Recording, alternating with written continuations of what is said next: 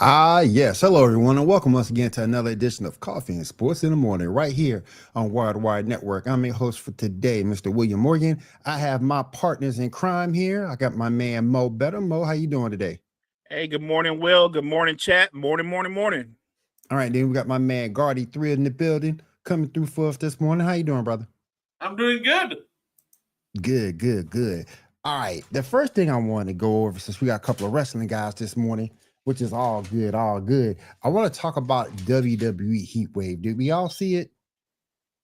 I did not see it. Let's say I caught up with it. It was weird. I know it's an NXT event. They're not exactly norm, but to me, it just felt weird. You had a singles match for the NXT World Championship. Obi Femi defeated Javon Evans by pinfall. The event just felt, it didn't feel like a normal NXT event to me. It felt a little weird. But you saw it, Gardner. What did you think about that match? I'll say it. I'm gonna quote a little Charles Barkley here. Just because I know everybody gets the reference. Watching that main event, what I realize is Obafemi and Javon have say 4 words: Obafemi, Javon Evans, must see TV. Nah, for real. I feel like if the men's, future main event scene isn't built around some combination of those two, something has gone horribly wrong. They put on a great match, and They did. Look, that spot where Obafemi just launches Javon Evans from the ring through the announce table was one of the nuttier things I saw this weekend. So overall, it was a really fun main event. I really liked that one, and I really think that if you're not building your main event scene through, especially at least through Obafemi a couple years down the road, Yes, then some mistakes have been made. I do agree. We also got Blake Monroe over Jordan Grace. I know Blake Monroe's kind of the hotness right now, but I was kind of pulling Jordan Grace to win that match. I was sort of kind of pulling for her. It's kind of funny with that because on one hand, I thought Jordan Grace might win, but then I realized when it comes to WWE, when they book a whole somebody's being a bully storyline, the bully normally always wins. So Yep. That doesn't surprise me at all. But it'll be interesting to see where Jordan Grace goes from here. It feels like that she's starting out her NXT career doing a lot more losing than I initially expected. Yeah. We got a triple threat match for the TNA Knockouts World Championship, and a shocker to me because I thought Jessie James was going to retain. Ash by Elegance defeats Jane and Marsha Slamovich, who I had the honor of interviewing her a couple of years ago, but Ash by Elegance gets the win. I was sort of kind of shocked by that too because I thought JC Jane would have retained, but no, I was completely wrong. They threw a curveball. And it's always nice when they're not predictable like that. I got a question for you, Will, real quick. Mm-hmm. What did you mean by that reaction? I'm just not a fan of Marsha. You said her name and you I'm just not a fan. I'm just not a fan of when she came on the show, she was kind of rude at that point. I don't know if things have changed for her. She was kind of rude to me and my host at the time. And then I heard her talk in a promo, and it's like, They're like, matter of fact, she cut a promo on TNA before Heatwave that I thought was just trash. She can't talk, and she's a hell of an athlete. Do not get me wrong, but she can't talk. And to me, that's one of the 3 things you have to be successful. You got to have the look, you got to be able to talk, and you have to be able to go in the ring. And she's a hell of an athlete. I will give her props. She just can't talk, man.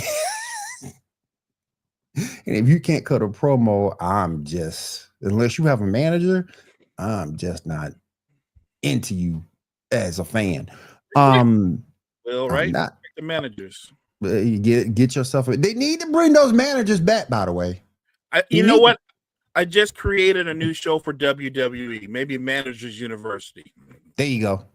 There you go. I'll gladly sign up for that show. I can put somebody over dog on it. But congratulations to Ash. But like I say, that's a curveball, and I didn't see that coming. We got a tag team match for the NXT Tag Team Championships. Dark State beats Hawk and Tank by pinfall to win the titles. That was a decent match.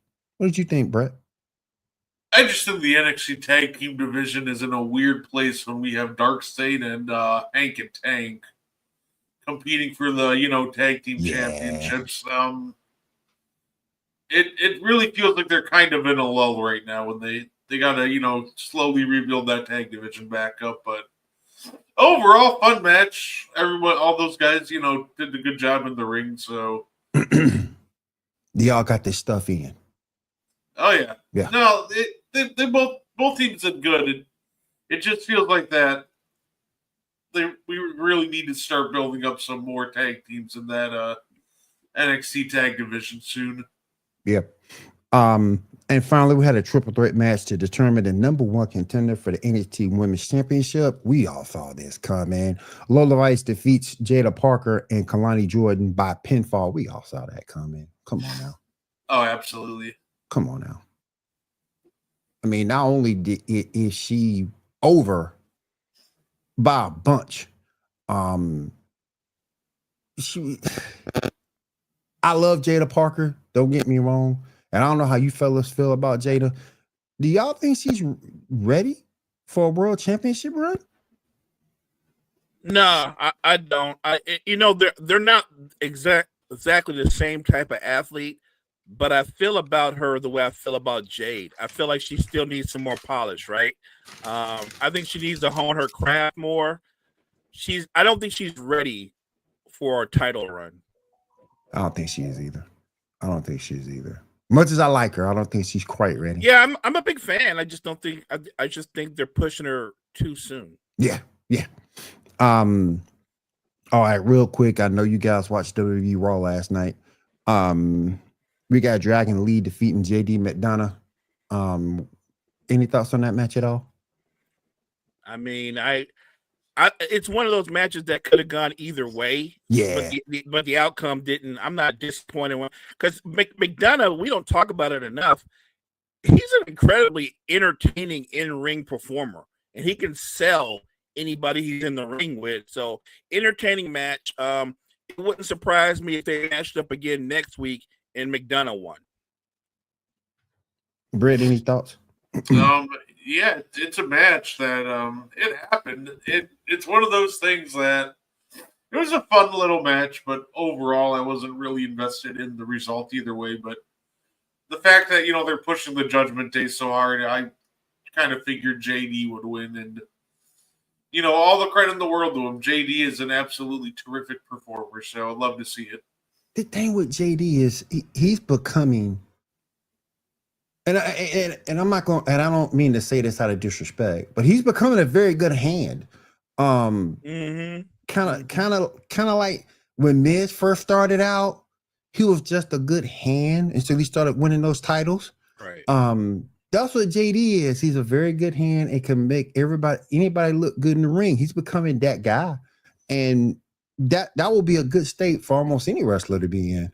I love that comparison. Saying he's a good hand. Will, I think JD. I'm gonna give him a high compliment. He could be a modern era version of Arn Anderson. Yeah, because Arn put a lot of people over. Yeah. Arn put Book over to win his first world championship when he won the world television championship on Monday Night Nitro. He put Booker over, so got to give Arn props for that. We got Kofi Kingston in the match defeating Penta. I was kind of hoping Penta would go over. I felt like you knew Penta was going to lose because the previous week Penta had he just took out what's old boy's name? The other part of the New Day. Xavier Woods. Yeah, he just took out Woods, and they're trying to make this into like a mini feud, if you will. So it didn't shock me that Kofi won. I think they're going to try to turn this into something, but whatever they turn it into, I'm already convinced it's not going to be interesting. I maybe it's me, guys, but I remember a time when Kofi Kingston was in a singles match, and I was hyped for it. It was exciting, and to watch them reduce to what they are now, where I'm like, oh no, they're in the ring. I don't want to see them anymore. I don't. Whatever direction creative is taking them in, it's the wrong direction. If you want to tell me they're veterans and they're on the other side of competing for titles, I get that, but they can still look and come across a certain way. Now they just seem like sideshow entertainment, right? Like, you know what I mean? And I just think that's demeaning to them when you think about all that they've accomplished. You agree with that sentiment, Brett? Oh, yeah. I think they, at the end of the day, right now with the New Day, I feel like they just gotta turn them face at this point. The heel turn has done nothing for them, and it's been an absolute disaster. The turn itself was absolutely fantastic, and they just absolutely have not followed up with it. And now it's gotten to the point where it's like, oh, the New Day, cool, I guess. And then you just kind of move on. It's really unfortunate because, one of the dream matches that, I was thinking about when, Penta first came to the WWE was getting him and Ray Phoenix versus the New Day. Mm-hmm. And that felt like one of the dream tag team matchups. But right now, with how badly their heel run's going, I'm just like, oh, I'm not really that interested in that match. Yeah, and like Mo said it perfectly, for what a team that's accomplished so much, it's just really taken away from what they've done with this bad heel run. All right, we also got Becky Lynch accepting Nikki Bella's challenge for the Women's IC Championship at Clash in Paris. Guys, I don't care for Nikki Bella. My opinion is this, and I don't mean to be insensitive when I say this, but I think WB is throwing her a bone because of her legal situation. Right. And I don't think that she would be back otherwise. And I have no interest in seeing her win any title at all. And particularly defeating Becky Lynch for the IC title. It makes no sense. No, it don't make any sense at all. One, she's well past the peak of her powers, right? Mm-hmm. And I would honestly say that at the peak of her powers, she would have no business beating Becky Lynch, let alone where she's at now at this stage of her career. I feel like I don't view her as a credible challenger. That's the problem. You know what I mean? Like she came out of nowhere, hasn't beaten anybody, and suddenly she gets a title shot. She's done nothing to warrant a title shot. Like there's so many other people that should be ahead of her. Like, shouldn't she have to go through Jade Cargill? Shouldn't she have to go to somebody like that? Shouldn't she have to beat EO or someone like that? Like, who is she beating to get a title shot? Right. What you think about Nikki Bella, bro? Say, it's funny when it comes to Nikki. I really don't mind it. At the end of the day, this is kind of how we normally see the legends used, right? You bring them in for the champion to, beat, to build up their title reign, to make it more credible, and then eventually she'll, Becky will lose it down the line to somebody, and it'll just make it feel all that much more worth it. So at the end of the day, I think the end result here is just, Nikki helping get Becky Lynch's title reign over that much further. So I really don't mind. At the end of the day, with Nikki, she is a legend. A lot of the women look up to her. So I'm okay. I'm okay with her getting her one-off title shot, and then continuing to move on to other things. That's a good question, Mo. That's your question. Is she a legend though? I know WWE calls her a legend, but is she a legend? I remember her and her sister at the best versions of themselves. I think we're getting a little liberal with the word legend. A legend? Not a legend. She's a former wrestler, a legend. That's kind of a reach. I wouldn't even call. Oh my goodness! I wouldn't even call the Bella Twins an iconic tag team. They're not. Remember the era they came from. Remember what they did in that era, and remember how they were in the ring. And then use the word legend. They don't go together. Hey, but well, I mean, with them, you know, their in-ring work might have not always been the greatest, but you know what? They were able to do some pretty cool things, like help be a part of the Women's Revolution back in 2015, and of course, Nikki was part of the original Evolution main event. So, you know, I think at the end of the day, when it comes to legend, WWE, they're like very clearly views her as such. So that it can be questionable with some people, but I think it's pretty clear that WWE views her as a legend, especially when they're doing things like throwing her in the Evolution 1 main event. Like, that was a huge deal at the time. No, I get it. I get that they call her a legend, but I mean, you could call the Brooklyn Brawler a legend over and over again. I'm not gonna believe he's a legend. I know he's not. I don't think she's a legend. Like Trish could get legend status. You know what I mean? Like, yeah. I get why she would get legend status because she's actually accomplished. I think the Bellas, like, what they did was more. They were less wrestlers and more performers. If I could put it that way, I just don't think I would call them legends. I get what they did in their era. I'm not sure I still would call them legends. They're you know what, with that line, they're bigger stars. They were better stars than they were performers. That brings me to me, they're kind of in the same space as Michelle McCool to me, because to me, she's not a Hall of Fame. No disrespect. She's not. Because she did it. She did it. She was in the ring. I get it. I never was. She was. But to me, I don't get why they call her or will put her into the Hall of Fame. You know why? Yeah, we all know why. But because if you take that away, and the only excuse I will give her is the fact that she wrestled at a time where social media wasn't at its peak. You know, because there really wasn't a Twitter back then. Internet was just a baby at that point. And for her to, I kind of feel like the Bella Twins are in sort of kind of that same spot in terms of being questionable. You call Michelle McCool Hall of Famer. For them to call the Bella Twins iconic. Now you can call who they dated iconic. You call they dated iconic.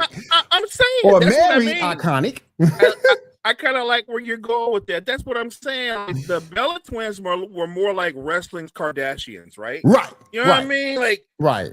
Bigger celebrities than we remember them in the actual ring. Like, remember them in the ring and tell me that they're legends. Like, you can tell me they're huge stars, but they're not legends. To me, when you're looking at a legend or a Hall of Famer, you've done something to attain that status in the ring. So, and this is what I always say: quick, tell me a impactful Michelle McCool match. Don't worry, I'll wait. Well, okay, because her tag team was more iconic than her singles career. Let's say, but it's the WWE Hall of Fame. Like, Michelle McCool is like hardly the least like worst induction in there. Like, it's when it comes to the WWE Hall of Fame, they just don't really have a criteria, right? So I'm not really going to harp on, Michelle, for example, when we have teams like, the Bushwhackers in the Hall of Fame. Like, what did the Bushwhackers do? it's one of those things that I respect anybody in a wrestling ring and anybody in the Hall of Fame. But if we're talking about Hall of Fame standards, like what really is the standard when we really have a lot of people that if you looked at it, like if it was a legitimate Hall of Fame, like you look at some of these names and you're like, what are we doing here? Like some of these names would be like if, tomorrow we inducted, Ben Simmons into the NBA Hall of Fame. We'd be like, what are we doing here? And that's kind of where some of these names are at with the WWE Hall of Fame. Well, we wouldn't induct Ben Simmons to the Hall of Fame. That's the difference. I mean, unless Ben Simmons was an international player and he played like in the European league and he won like a couple of European titles, then Ben Simmons would get into the Hall of Fame. Yeah. But we wouldn't do that. Like I get it that it's sports entertainment, and I do respect everybody that's competed in the ring. Mm-hmm. But your Hall of Fame should matter. It should be for the truly special talents. You know what I mean? Like it's supposed to matter. If the Bushwhackers are in the Hall of Fame, I don't get it. I understand what Brett's saying, but I feel the same way about Michelle McCool. Like, isn't she really just in the Hall of Fame because her husband?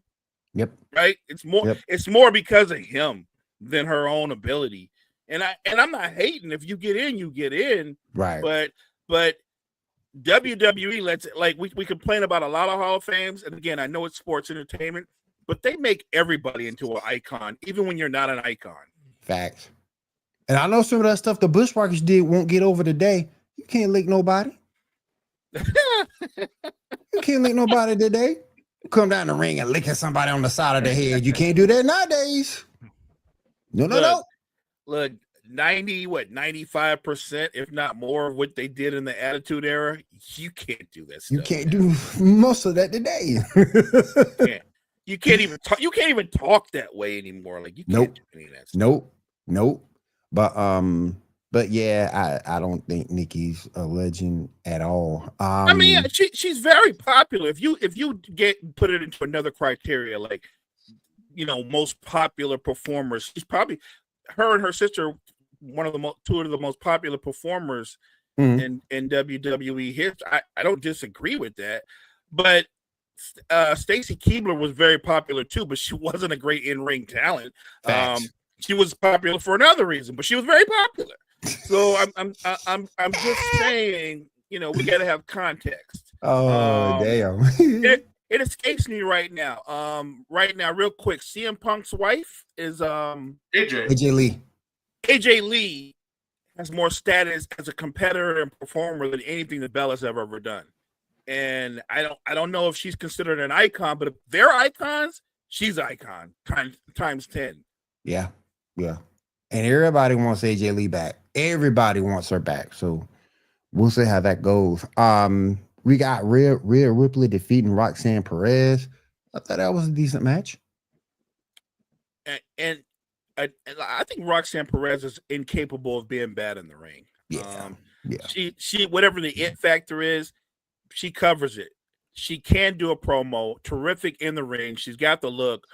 And I knew how this was going to play out because she beat Io the week before. So Rhea comes out, and so Rhea's going to beat her. And so the setup is that Rio, at some point, Rhea's going to beat Io. You know it. I know it. It's coming. They've got this little friendship going right now, but that's not going to last. And when Rhea beats her, that'll be her first win against her. Yep. What'd you think about this match, Brett? I'd say it. I always like it when Roxanne and Rhea are in the ring, especially together. They had a great match, and it's going to be an absolutely great time when Rhea and Io feud again. It's one of those things. I'd almost love to see it become like. It would be fun if they almost took like the almost like Eddie Guerrero, Rey Mysterio twist on it back in like 2005 when Eddie turned heel because he couldn't beat Rey Mysterio, so he just one day just beat the living crap out of him. And I think that would be like a fun twist to do with Rhea and Io. Just have them be friends for a long while, and then just out of the blue, just Rhea turns heel and just beats the living crap out of Io and sets up another match between them. I'm not so sure That's not coming, Brett, because you see them backstage, like, I mean, they look like they're getting ready to do like a buddy movie together or something like that. Like that, there's no way that's not a setup. We got AJ defeating Finn Balor. When are we gonna get Demon Finn back? I don't know, but we need him back soon because this current version of him, he's just getting the brakes beat off him every time in singles competition. I'm just tired of it. I will say this: the situation that Finn is in now, with being the tag team championships, it allows him to take L's in singles competition because they're still holding on to the tag team belts. Right.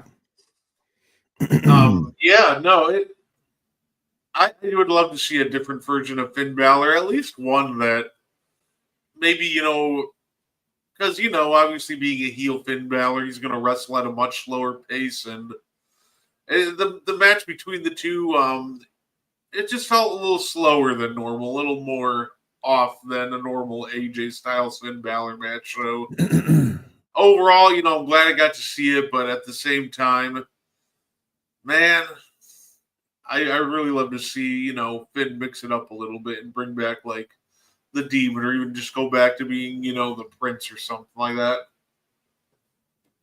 All right, main event time. Braun Breaker defeats Mo's favorite wrestler, LA Knight. Yeah, defeats him.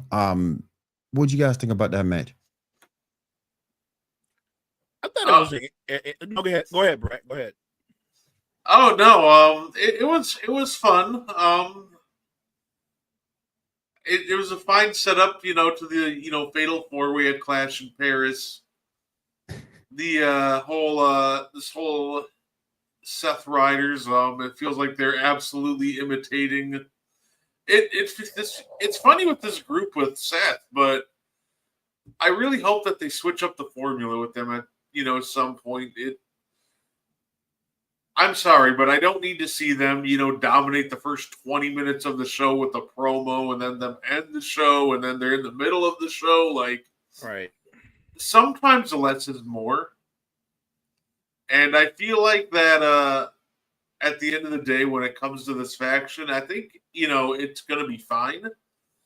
But I just need to see a little less of them on my, on the show. Like, I feel like there's so much talent on the roster that we're past the point where we need to do, the Triple H method of opening up the show for 20 minutes with a promo and with the same faction that just ends up main eventing, and then you see them 3 times. Like, there's so much talent on the roster. Like, I kind of hope that they maybe start cutting back on some of their screen time and giving it to some others, because I don't really need to see them for 45 minutes to an hour of a 2.5 hour show. Oh yeah.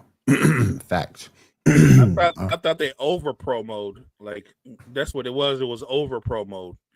And I don't know about you guys, but I'm actually tired of the tribal thief thing. I'm kind of tired of that. Like if your biggest claim to fame is you stole a man's shoes, I don't know if that's really something to hang your hat on. Like, I stole your sneaks. That makes me that guy. Like, I stole your sneaks. Like, and you're wearing them. You're wearing another man's funky sneaks around your way. I don't know, man. I look for better trophies than somebody's funky sneaks, but that's me. All right. Let's go ahead and move on over to the world of the NFL. As the title of the show suggested, our hold-ins are now over. Trey Hendrickson signs a new deal that gives him takes his 2025 salary to $30 million. He also gets something very good on the back end, is the fact that he gets released in the free agency. Let me start with you, Gardy. What do you think about this new deal for Trey Hendrickson? I mean, it's fine. It's one of those things that it helps the Bengals this year, but does obviously absolutely nothing for them long term. It's the pretty much the same contract that they offered him in the beginning of free agency, except instead of a 3-year deal, they're just like, we're just going to give you the 1 year, but it's just fully guaranteed. So it's a good thing that they have him, but the fact that now he's just going to walk into free agency next year, they just better have a good contingency for him, and they better be drafting straight defensive linemen next year in the draft. And picking some up in free agency because this is the team. This is the defense that was bad with them. It's going to be bad with them against this year. Yep. And unless like some of these young guys like Shamar Stewart make some monster leap, they're still going to be exponentially worse without him next year. So it just feels very short-sighted a little bit to just be like, oh, here's a Band-Aid. Here's a 1-year contract. Oh, great. Guess what? Now you're in the same position of a defense that's going to be hemorrhaging points next year unless you find a way to completely revamp an entire defense in one offseason, which normally doesn't work out very well. Mo, any thoughts?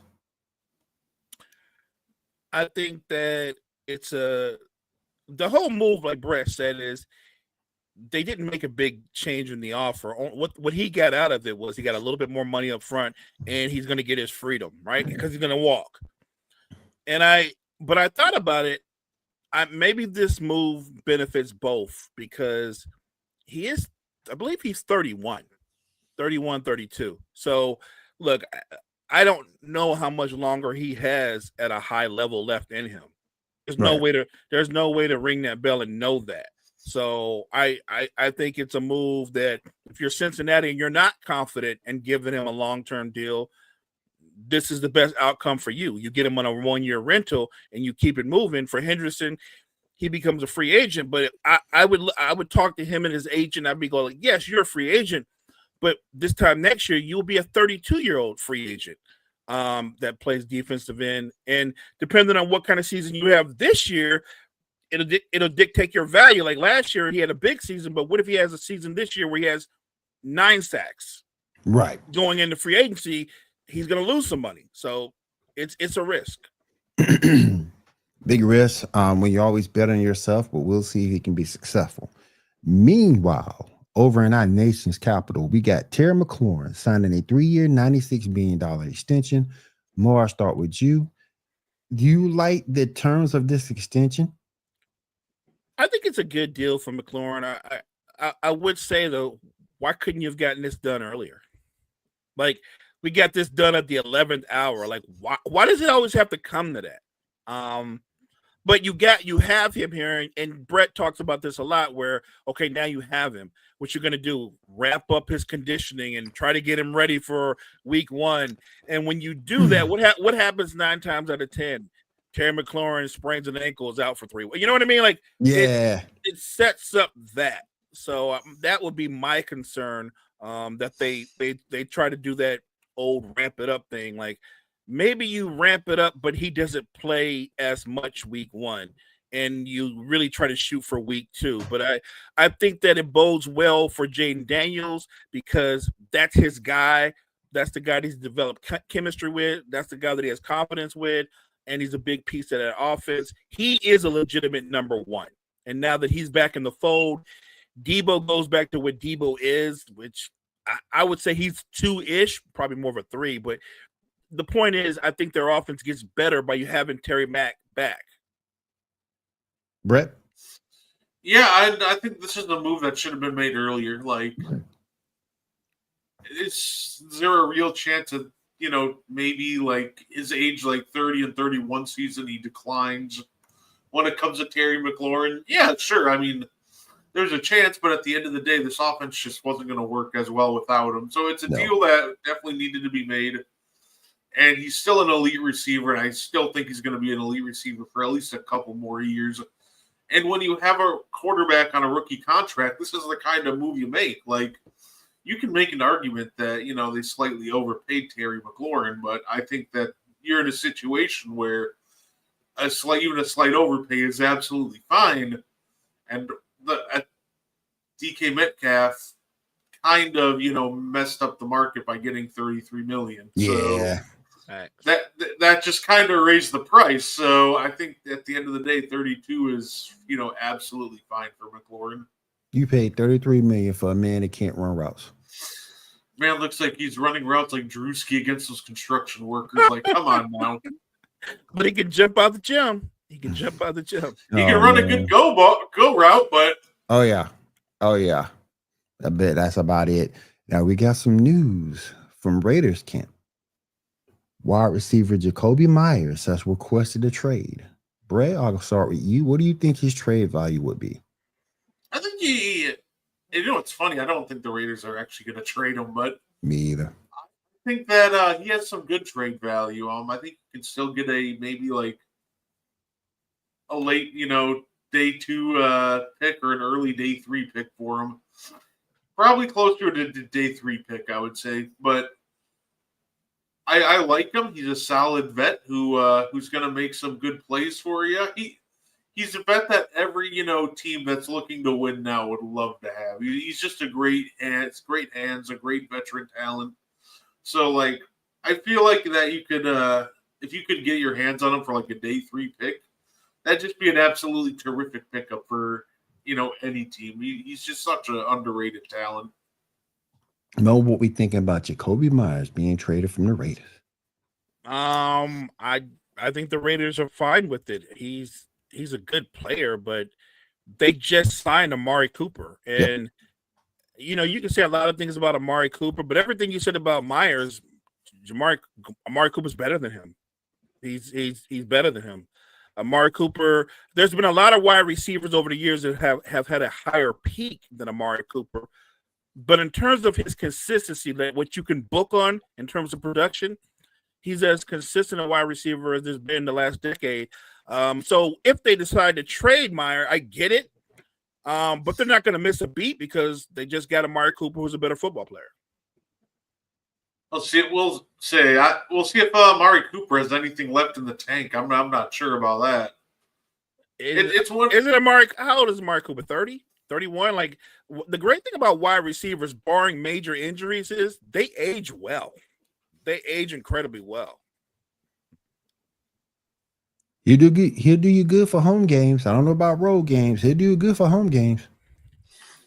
Well, right, but I mean, just think about the two players. Put Meyer up against Amari Cooper. Yeah, Amari Cooper's better. Yeah, and I'm not sure that age-wise they're not like right next to each other age-wise. And Amari Cooper, you know what you're getting. He's not a burner. He's a route runner. Yep. I'm sort of kind of shocked he asked for this trade because I think that's a good combination for Pete Carroll. You got Geno Smith there as your quarterback. You got Genty back there. We're gonna get in. He's one of the top favorites to win Rookie of the Year. So we'll definitely see what the Raiders end up doing. But I don't think they move Myers. I really don't think they do. I don't think so either. I think he just had an 1,000-yard season for the team last year. They're not going to be in a hurry to move him anytime soon unless he's going to start creating a toxic work environment. Oh yeah. Didn't they just trade also for Kenny Pickett? Yep, they got Kenny Pickett too. Mm-hmm. A.M. McConnell went down with an injury, so you got Kenny Pickett. You got tiny hands. You got teeny tiny hands. It's funny though, in that Browns situation, Kenny Pickett looking to he could have been the second or third quarterback. Now he goes to the Raiders. He might get playing time sooner than later. Heck, Kenny Pickett's still in the league. I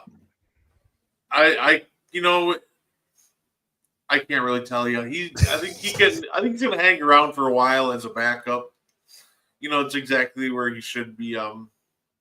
He's gonna be one of those guys that like 5 years down the road, you're gonna look at the backup quarterback for like the Carolina Panthers, like Kenny Pickett. You're like, I didn't even realize he was in the league. Oh yeah. That's one of my favorite things, by the way, watching preseason when those old names pop up and you're like, they're still in the lead. Yeah. Like yesterday, I saw like touchdown, Laquan Treadwell. I'm like, I thought he retired years ago. Good for you. All right, Treadwell, go on do your thing, cuz. Mo, I'll come to you on this one. The Commanders trade Brian Robinson over to your 49ers for a 6th-round pick. Had a career year with the Commanders, 799 rushing yards and eight touchdowns. What is he bringing to your 49ers? He's a solid football player. Good change of pace back. I think the Niners' concerns are their depth at running back. also the health of Christian McCaffrey. I don't think they want to make him a workhorse again. Like I think the plan is to play him, but I don't think you're going to see C-Mac get 28, 30 carries. Like I think they're going to be more, I don't want to say running back by committee, but I think they're going to share the workload more to preserve his body. Brandon, any thoughts? I think the most important thing that he brings is availability. When it comes to the 49ers, they seem to deal with a decent amount of injury every year, but especially looking at Christian McCaffrey, who can be, injury prone at times. I think the most important thing is getting Brian Robinson back there so that in case, Christian McCaffrey does have to miss some more time this year, you have a reliable, backup running back that can, at least, tread water in the offense to try to keep it somewhat afloat while he's out. So he can't do everything that McCaffrey can, but the one thing that he can do is just be available and be there. And I think he'll do a perfectly fine job in that regard.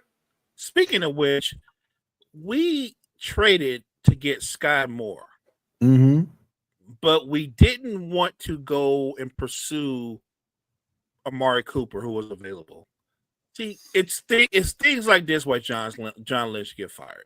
It don't make any sense.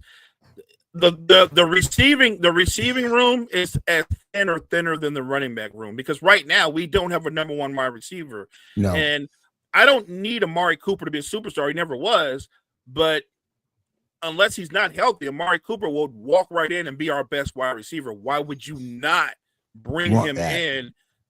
Versus a guy like Sky Moore, who you're like, you're not bringing Sky Moore in to start. You're just bringing him in as a body. I don't get that.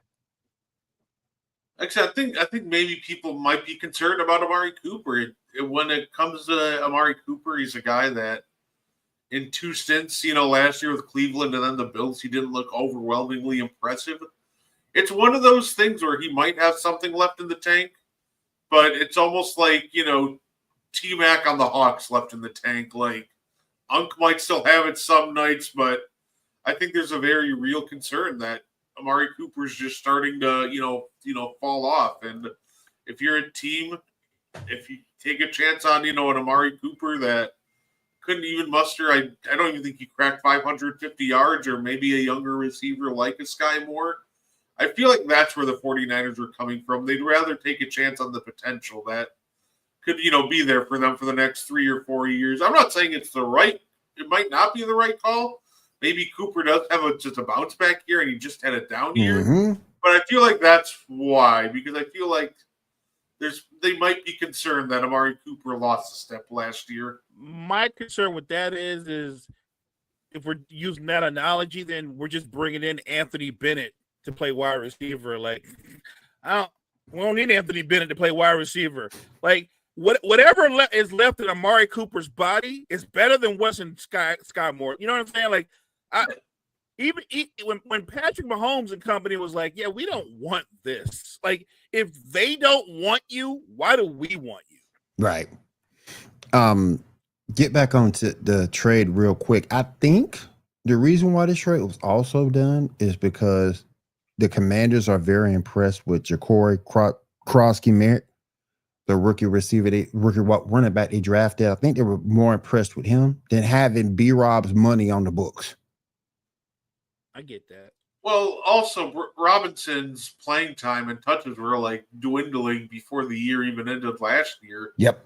So like it's one of those things that the signs are already there that they didn't view him as a piece going forward because his touches and snaps just kept going down and down. So, and then obviously Krosky, he stepped up this preseason. And, that just kind of sealed its fate. I think he was just going to get moved regardless after last year. But I think Krosky and, company just kind of gave them more, comfort in letting him finally just, walk. So we'll see if it works out for them. It'll be interesting. Let me ask you guys this. Do you think Shiloh Sanders is going to get picked up by another team? I mean, maybe no. No. Maybe a practice squad. Yes, there you go, Brett. That's where I was leaning towards. I think a team that has a need at that position, but not immediate, but thinks that they could coach him up, I think he gets picked up. And look, it sounds like it's not much, but it is something. If somebody puts you in the practice squad, that still gives you an opportunity to continue your career and earn a spot up. So I think, on the roster. So I like where Brett's head at. I think that's exactly what happens to him. Yeah, it's one of those things, right? First off, that was weird because the NFL made a whole graphic like, "Oh, Shiloh Sanders released," and I'm just like, man, I need to see them do that for some more undrafted free agents because of what? But no, I don't think he goes anywhere but a practice squad, and it was so weird. People were like complaining that he got ejected from that last preseason game. I'm like, dude, he threw a punch right in front of the ref. Like the ref was 2 feet away from him. Like you can't do that when you're on the roster bubble because people were, sitting there like, well, Myles Garrett hit somebody with his helmet. I'm like, franchise cornerstone superstar level player. Right. Preseason on the bubble might not even make the roster. There's a difference. When you're on the bubble, you have to like keep your composure. And like, I don't even think it was a lock that he makes it if he doesn't punch somebody in the face, but he lost his temper and just straight up punched somebody in front of the ref. I think at that point you just kind of sealed your own fate. So I just hope that he takes it as a learning experience and learns from it going forward. Now, the next thing that I have, NFL Offensive Rookie of the Year odds. I want to see what you guys think about this. Ashton Jeanty is at plus 275. Cam Ward, who I think will win it, is at plus 350. Amari Hampton is at plus 550. Travis Hunter is plus 1,000. Trevon Henderson is at plus 1,200. Ted McMillan is plus 1,600. I'm really high on Ted McMillan for fantasy. Emeka Obuka is at 1,800. And Matthew Golden and Jackson Dart both at plus 2,000. Fellas, you think was the rookie of the year? Brad, I'll start with you. Oh, Shedeur Sanders. I think it just will be straight up Jeanty. I think he's in a perfect position where he's gonna put up the usage. He's gonna get a high number of touches, so he's gonna put up some pretty nutty stats for his rookie year. And I think he can, between him, Bowers, I think that they could possibly, get the Raiders to a decent enough win total. So I don't think the Raiders will, make the playoffs, but I think they can win enough games, and Jeanty will look that impressive that I feel like that sometimes the obvious answer is the right answer in this situation where I just think it's Jeanty. Mo? I agree. I'm with you, Will, that I think Cam Ward is going to have an exciting, impactful rookie year. But I think that when you're at the quarterback position, unless you have an incredibly clean season, meaning you don't have double digits in picks or turnovers or any kind of way, it's going to impact you. And I think that it would shock me if Cam Ward didn't have double-digit turnovers as a rookie quarterback. I think Jeanty's a 1,300 to 1,500-yard back who's probably going to have 10 touchdowns or more total. And the only thing that's going to stop that young man from winning Rookie of the Year is if he suffers some type of injury, which I absolutely hope doesn't happen. I don't want anyone to be injured, period. I know that's an impossible wish, but I'd like this to be a major injury clean free season if possible. But I think Jeanty's gonna be the Rookie of the Year easy. I'm loving Cam Ward because he has somebody on that team who can help him connect with the long ball and Calvin Ridley. I'm loving what Cam can do for that team. He can move around in the pocket. He can run a little bit. I'm liking what he can bring to that Tennessee Titans team. Something they hadn't had in a long time is excitement. So I'm loving what he does. Another dude I'm looking at for this, Tate McMillan. Mm. I'm really liking him. He's gonna be the number one in Carolina before it's all said and done with what they have in that roster now. So I'm really liking Tate McMillan. And I think Michael Golden, with those injuries that they can happen to that Packers wide receiver core, you'll see Jay Reed go down from time to time. You'll see Romeo Dobbs go down from time to time. I think Michael Golden might have a stab at it too.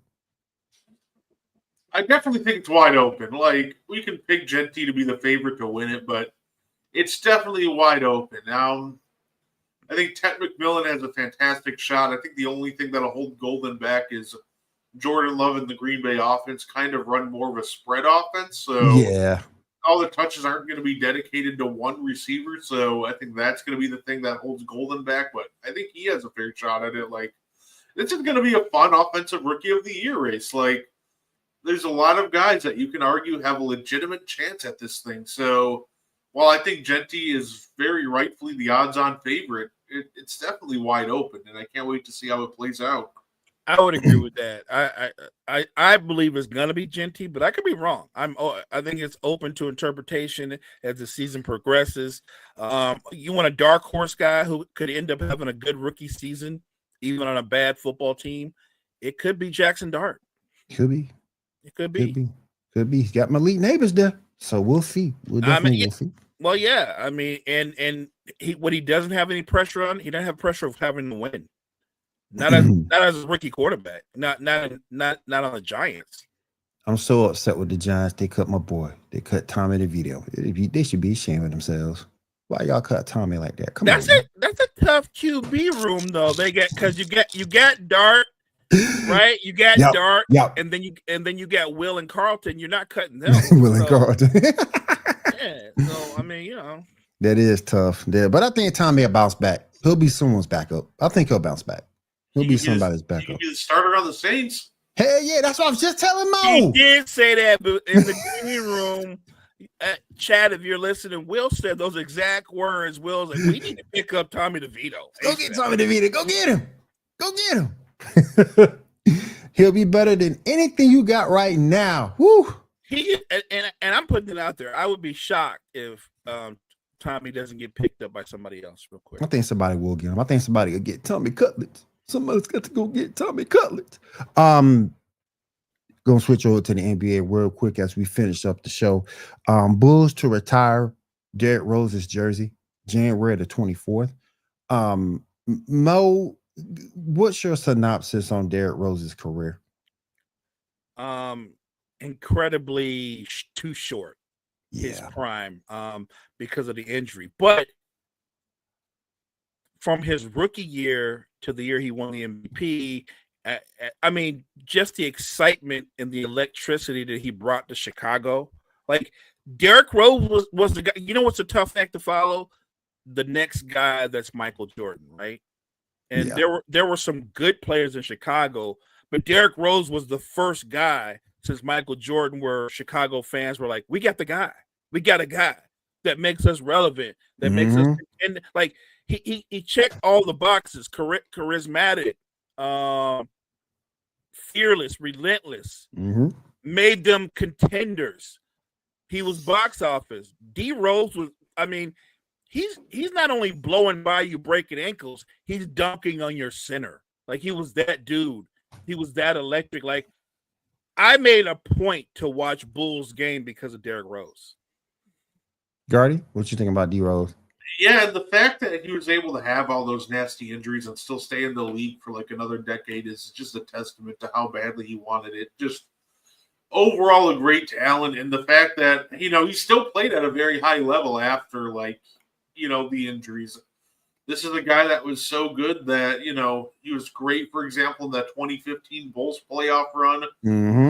That 50-piece with the Minnesota Timberwolves was just an awesome moment to watch. You needed that. And he went to the Knicks in his second stint and apparently played so motivated that he got, a first place MVP vote in 2021. Like, just the fact that he's even in those, getting considered for things like that and dropping 50 pieces after his prime, after the horrific injuries, and obviously his prime, he's an MVP winner. Like, He's just an incredible talent that I absolutely wish I could have gotten to see more of his prime. But, the jersey retirement is absolutely worth it for, D Rose. I'm glad he's getting it.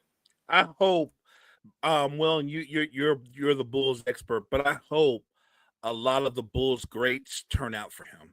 Oh yeah. Well, yeah, because he was one of the few players that we had that you will actually go see and say must see TV, because they definitely ain't got nobody on the squad like that now. Definitely ain't got nobody like that on the squad. No, hell no. It definitely ain't Patrick Williams. No, hell no. He was special. D Rose was special. I want people to remember that his MVP year, he was so special that when they played Miami, the Miami Big Three in the playoffs, Miami fourth quarters. Like, they not only had LeBron James on him, they hedged and was bringing Wade and other. You know what I mean? Like that's how important he was to that offense. That the Heat were like, we just need to take him away. That Miami was not afraid of losing if Luol Deng got an open shot. Not at all. All right. Before we get on out here, any closing thoughts, fellas, before we get on out of here for today? I would just tell everybody, make sure you guys join Brett and I later on for Meaty Boys tonight. We're going to be talking a lot more wrestling. So appreciate you guys for stopping in later on tonight, 9:00. Joining us on the Wire to Wire Network. Absolutely. We'll be talking some AEW Forbidden Door. We have, probably talk about some things that, I posted on the network page. I posted a graphic of my wrestling Canadian Mount Rushmore. Oh, yeah. Which generated some interesting takes. So, we'll talk some more about that. It'll be a great time. All right. Don't forget, again, join these guys for Meaty Boys tonight. They're going to bring you some great wrestling action. I want to say thank you for everybody coming through. We do appreciate you guys here on Wire to Wire Network joining us this morning. And as always, if you mow better, you do better. Mo, take us out. Hey, thank you guys so much for joining us. Appreciate you, chat, for all the energy. Guys, make sure you check out all the great content we have at Wire to Wire Network. Wire to Wire Network, appreciate you. We're going to finish up this show by showing you what other shows you can catch on Wire to Wire Network, and we'll see you guys tomorrow. Have a great day.